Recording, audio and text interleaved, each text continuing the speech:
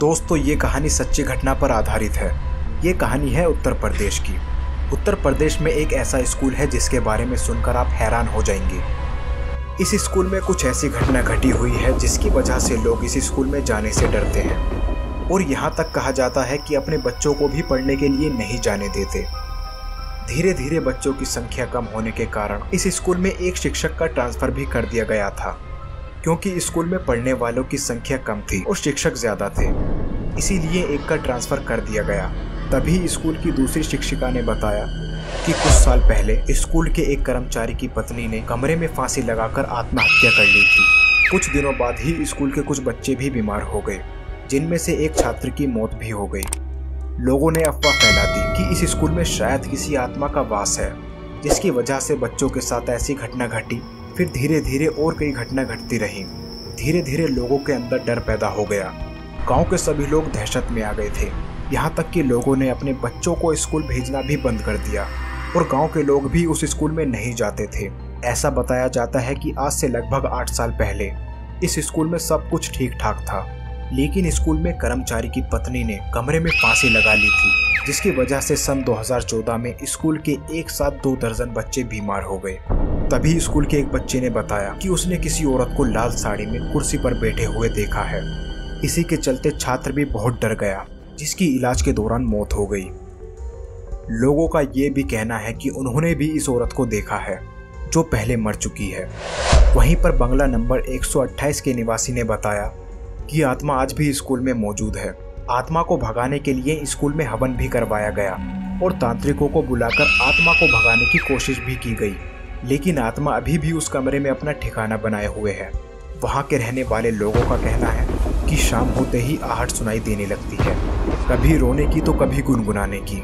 वो महिला अभी भी लाल साड़ी में स्कूल के अंदर जाते हुए लोगों को नजर आती है, जिसे देखकर लोग और भी भयभीत हो जाते हैं। दोस्तों आज भी ये स्कूल बंद है। उस हादसे के बाद से इस स्कूल को कभी खोला नहीं गया।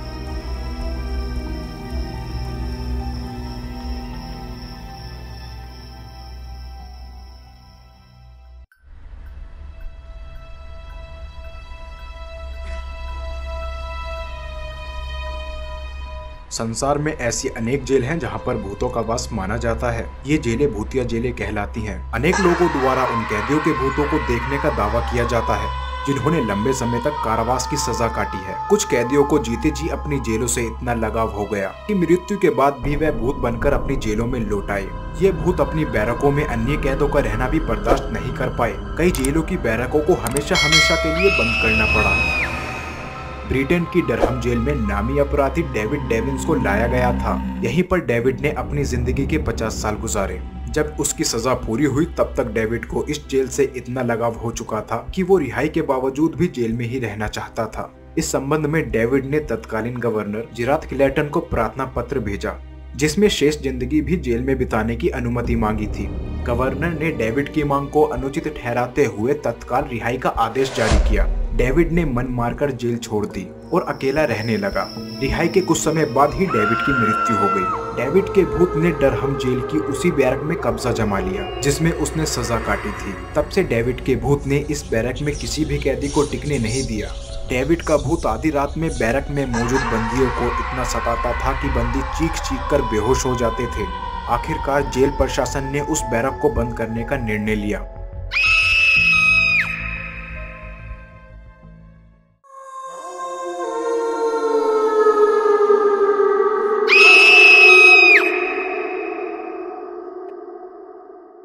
कहानी की शुरुआत में हम कुछ दोस्तों को देखते हैं। इन्हें पता चलता है कि मार्केट में एक नया ऐप आया है जो डाउनलोड करने वाले को उसकी डेथ कब होगी उसका एग्जैक्ट टाइम बताता है। मजाक मजाक में ये सभी लोग उस ऐप को डाउनलोड कर लेते हैं। ऐप डाउनलोड करने से पहले सबको एक यूजर एग्रीमेंट यानी टर्म्स एंड कंडीशंस दिखती हैं और सबकी तरह ये लोग भी उसे बिना पढ़े एक्सेप्ट कर लेते हैं। इसके बाद सभी को अपनी लाइफ का काउंटडाउन दिखने लगता है। बाकी सबके लिए ये नॉर्मल था। कोई 20 साल जीने वाला था तो कोई 60 साल। लेकिन कोर्टनी देखती है कि ऐप के हिसाब से वो बस 3 घंटे में मर जाएगी। ये जानकर कोर्टनी थोड़ी डर जाती है, लेकिन उसके बाकी दोस्त इसको मजाक में लेते हैं। फिर कोर्टनी वहाँ से अपने घर के लिए निकल जाती है, मगर कोई काला साया कोर्टनी का पीछा कर रहा था। कोर्टनी किसी तरह अपने घर पहुँच जाती है, लेकिन उसे अपने आसपास कुछ अजीब सी आवाजें आने लगती हैं। आखिर में कोई अनजान चीज कोर्टनी को ऊपर की ओर खींच लेती है और ठीक काउंटडाउन खत्म होते ही नीचे गिरने से कोर्टनी की मौत हो जाती है। यानी कि ये ऐप बिल्कुल सही है।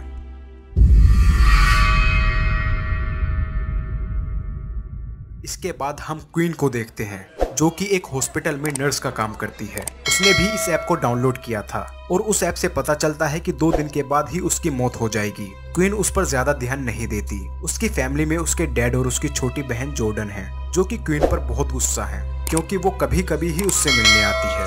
क्वीन को अभी वो काला साया दिखने लगा था, जिससे वो बहुत डर जाती है। अगली सुबह क्वीन की बहन जॉर्डन क्वीन से मिलने आती है और बातों बातों में उसे भी ऐप के बारे में पता चल जाता है, लेकिन क्वीन उसे साफ मना कर देती है कि वो इसे डाउनलोड ना करे।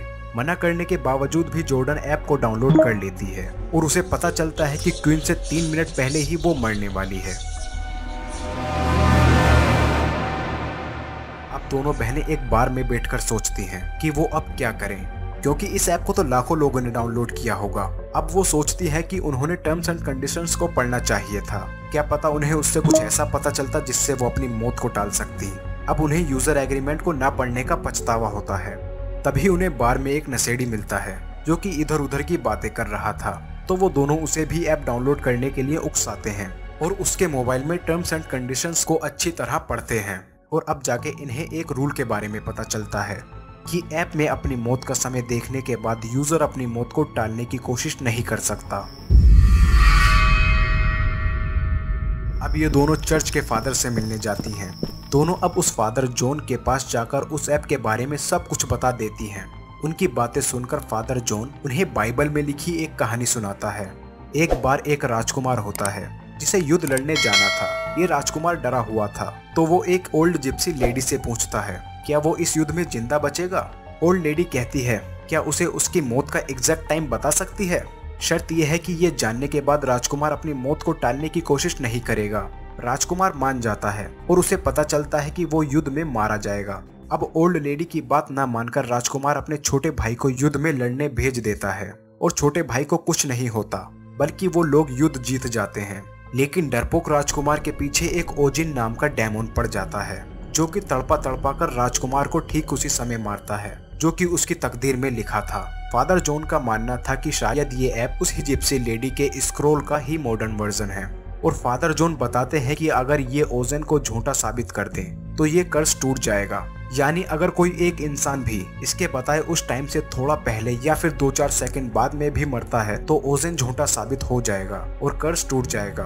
अब जॉर्डन के मरने का समय हो गया था तो डेमोन उसे मारने पहुंच जाता है, लेकिन क्वीन खुद की जान लेने की सोचती है जिससे कम से कम उसकी बहन की जान बच जाएगी। डेमोन उसे बहकाने की बहुत कोशिश करता है पर क्वीन उसके झांसे में नहीं आती और वो अपनी जान ले लेती है और वो खुद में छुरा मारकर मर जाती है। अब क्योंकि क्वीन टाइम से पहले ही मर गई थी तो ओजिन झूठा साबित हो जाता है और यहाँ से धूल बनकर मर जाता है। क्वीन का प्लान वर्क करता है और जॉर्डन की जान बच जाती है। जॉर्डन क्वीन के पास आकर रोने लगती है और सभी लोगों का काउंटडाउन वहीं रुक जाता है और ये कहानी यहीं एंड होती है।